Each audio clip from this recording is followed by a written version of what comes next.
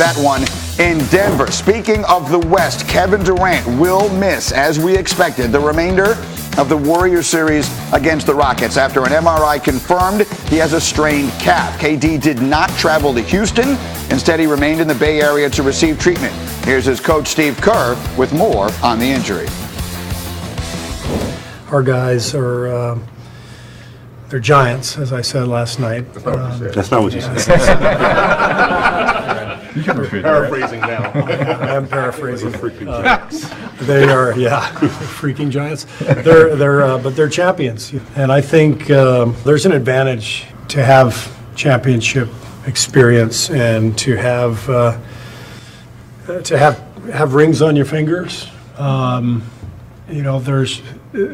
This group will never be doubted. This group has nothing to prove. So there's a freedom that comes with that. And, we're obviously, being hit with injuries, which is part of it. It's one of the reasons it's so hard to win a championship, because things like this happen. And, they generally happen to every team at some point. And so, we've been hit with injuries in the past during this run. This is probably the hardest we've been hit with DeMarcus and Kevin. But the challenge is here. It's right there in front of our guys, and we just have to win one game. So, let's go do it. All right, so Steve is telling you this happens all the time, but for him, this is uncharted territory. The Warriors are a 7-point underdog tonight at Westgate. That would make it the largest underdog for Golden State with Steph Curry in the lineup since Steve Kerr became their head coach in 2014. And so it's interesting because we talk about the series. It feels to me like all the pressure in the world now shifts to the other side. The Rockets are a team that still talks about losing Chris Paul last year or they would have won, and still talks about the officials. And now here you've got the situation. You've no KD. You've got everything in the world going on your side. It sort of feels like for the Rockets, if you're not going to get it done now, when are you going to get it done? It would be never, really. I mean, look, the West, there's bigger picture stuff we can talk about with this summer where I think a lot of teams are going to go, wait a minute, if Golden State loses Durant, then it's wide open. If different things happen in the East, then it's wide open. So GMs may look at the league and go, you know what, I'm actually fine. So it's not ruling out that Houston could actually do something next year, but it's a bigger point to what you're saying, Greeny. So much pressure is on Harden. We know the playoff rep. Those things are real. And I think his year this year is an incredible form of redemption that I didn't even think was possible. After the way Houston played in Game 7 and losing Golden State last year, and for him to maybe win the MVP because of how well he played and carried this team when they had this mental hangover at the beginning of the year, if they don't beat them without Durant, and Harden also has this other bad game, like I didn't think he could repair his image 12 months ago we were talking about. He did it. But then again, I don't know that he'd be able to if they can't get past them without KD. And so, Woj, I turn to you again, and I ask, to what degree are we looking at a referendum on the futures of these two teams, depending on how this thing goes, or one way or the other? It feels like the Rockets' last best chance. If they get knocked out now without Kevin Durant on the floor, do they consider shaking up what they have right now in the mix? Well, listen, they're tied into Chris Paul. He's got a lot of money still going forward. He's going to be a part of that Houston team. But they want to win while Chris is still as close to his prime as he's going to be. Each year removed, you're going to get less from him. They're in the middle of James Harden's prime. But great players like Chris Paul and James Harden who keep knocking on their door in their career the way these two have, they usually break through. And again, this isn't the NBA Finals. This isn't the conference finals. We're talking about the conference semifinals. But I like their chances to get one win in these next two games and get past Golden State without Durant in there. All right, we'll see if they're able to do that. Again, the Rockets would need to win both of these games to advance. And on the other side, I mean, to what degree does this injury impact Kevin Durant? With the speculation about his future has been rampant from the beginning of the year. It's been the biggest story in the sport, basically, from the beginning of this season. Now he gets hurt. If they go out here, if the Rockets do win these two games and the Warriors go out, does that impact KD's future in your mind? Yeah, like Kawhi, I think Kevin Durant's making decisions based beyond the result. He knows if he stays in Golden State and they're healthy, they can come back and run off 3 more if they want. It's not a question of, do I think I can win in Golden State? It's, I think a lot of the question is going to be, do I want to be the guy? And that has nothing to do with whether they advance here, lose to Houston, or go on and win a title. KD's making a different decision. Yeah, I couldn't agree. Like, I think it's so consistent with so many of these guys that I think we're all getting it wrong on, like, what matters.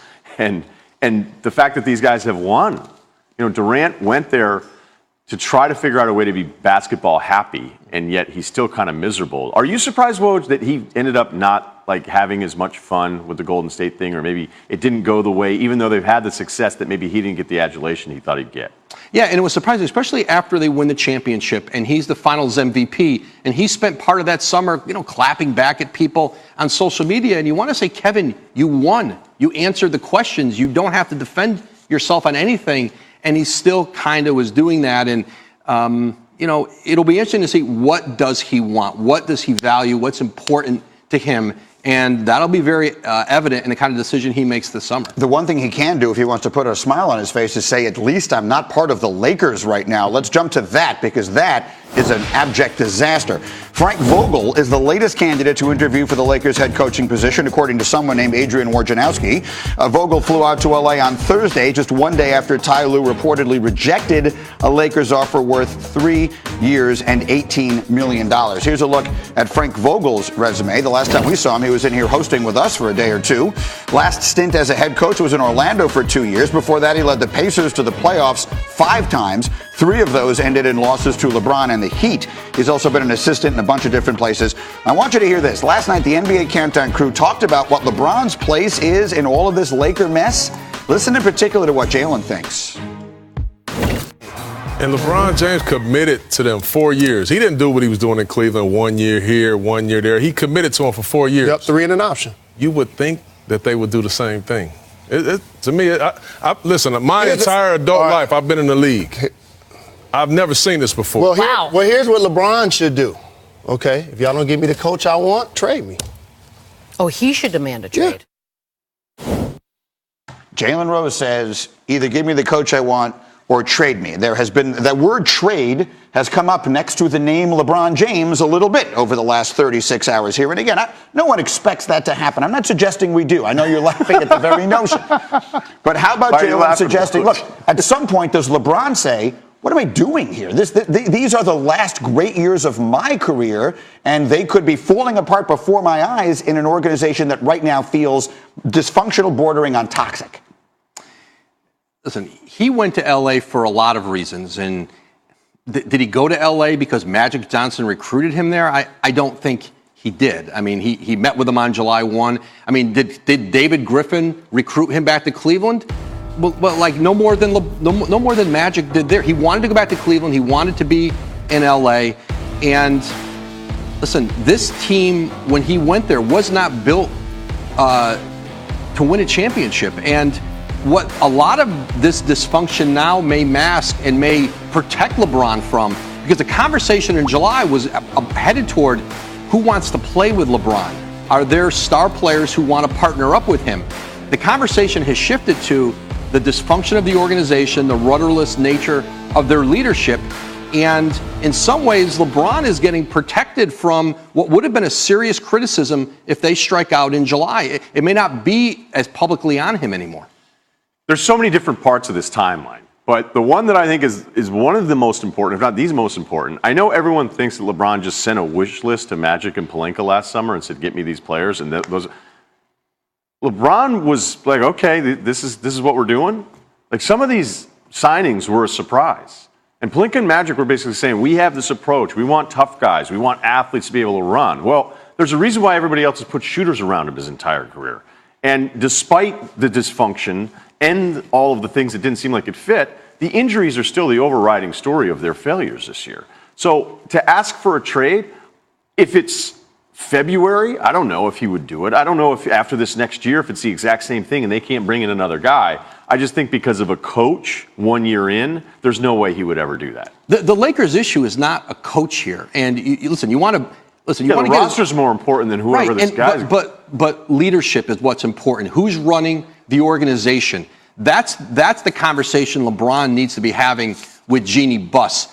Less so who the coach is. The coach is disposable. He's interchangeable. We're talking about the president of the organization who will set the direction. The head coach doesn't do that in the NBA. And at the end of the day, to the point that you were just making, who's on the floor with him is more important than all of that put together. And right now, I don't know that anyone has those answers. Clearly, much more on all of this as we move forward. Coming up on Get Up, KD is down. Who needs to step step up for the Warriors tonight in Houston? We've got answers. Richard Jefferson going to jump in here with his thoughts and many more. And is it now or never for James Harden and the Rockets?